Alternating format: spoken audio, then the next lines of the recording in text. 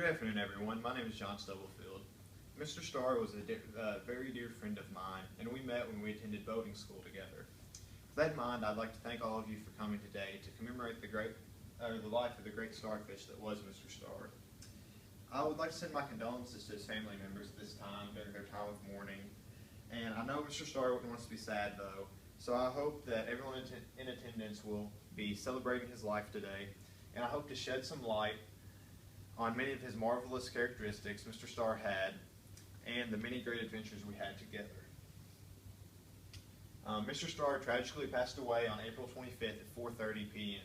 This was due to the unfortunate event of SpongeBob accidentally running over him while he was driving the paddy wagon.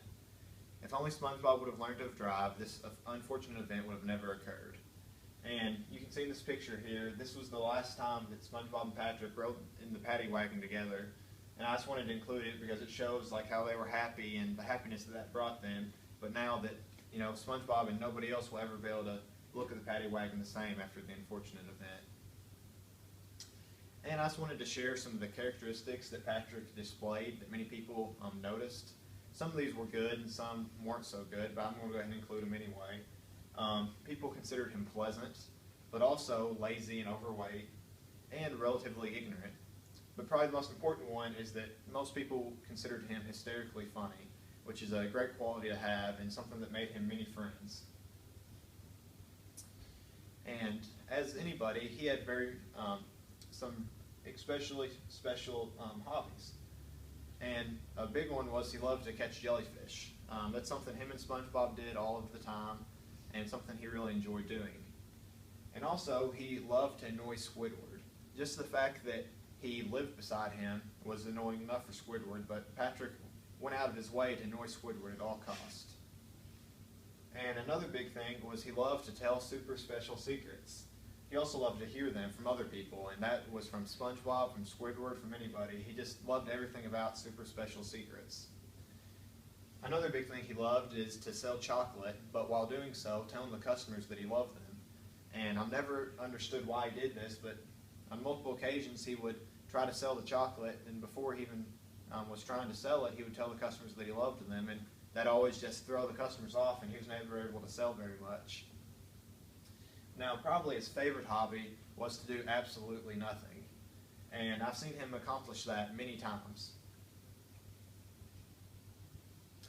And Patrick, as anybody, was full of great ideas and thoughts, and I wanted to share with you a couple of his quotes that I will remember. For example, he said, "We should take Bikini Bottom and push it somewhere else." And I just think that was a great quote because that just described him, because who else would have thought of to do something so irrational like that? Another thing was, the less you care, the happier you will be. And that really just displays his character. I think he accomplished that very well. He just tried not to care about anything and made him happy about everything. And then the last one I want to include is, when in doubt, pinky out.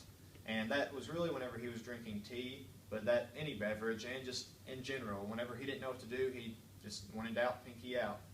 It was a strange motto to me, but it worked for him. And, you know, he was very unique, whether that's his personality or just his life in general. As I mentioned earlier, he was very ignorant, but that made for a very eventful life. Because, I mean, he lived under a rock. How many people can you say that you knew that lived under a rock at any time? And that's due to a lot of his ignorance. Another thing is, he's not sure who his parents were. At one time, there were some starfish that came to visit him, and he just assumed that they were his parents. However, he realized once they left that he had no clue who those people were. And that's something kind of strange about him, is he doesn't know where he came from. And probably the most unique thing about him is that he once joined a rock band. And he's definitely the only person I've known to have ever been part of a rock band, but at one time, him and SpongeBob and Squidward and Plankton were all in a rock band together, and that's one of those things that I'll probably never forget about Patrick. And there's just some very good pictures of his youth, and these are just some of the best memories I have of him. For example, in this picture, whenever he was trying to help SpongeBob to continue to build onto his house, but he somehow nailed the board to his forehead and couldn't get it out. One of the funnier things that's ever happened to him, I think.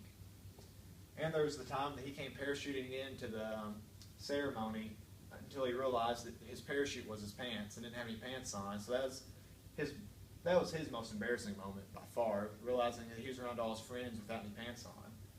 Then the far picture over there is whenever he dressed as Patricia, and he convinced the men at the Krusty Krab, like Mr. Krabs and Squidward, that he was a female and got them to fall in love with him. You know, by far the best prank that anyone's ever pulled, I think. Or this picture right here just shows how much he loved to dance and just how much attention he garnered when he was dancing. And the last picture, I think, is probably the best one to include because it just shows his character in general. It shows his ignorance, but also his pleasantness and just his happiness for life. And that picture describes him extremely well, I believe. So, furthermore, I would like to thank all of you in attendance. I know it would mean a great deal to Mr. Starr to know that so many people cared about him. While this is a time of mourning, it should also be a time of celebration, to celebrate the life of a great starfish like Mr. Starr. The many excellent characteristics Mr. Starr exhibited will have a lasting effect on myself as well as many others, whether it's one of his many hobbies, his great ideas, or just his uniqueness in general. He will be a hard starfish to forget. And I'd like to leave you on this last quote that Patrick once told me that I think really applies to his life. It just sums up his life.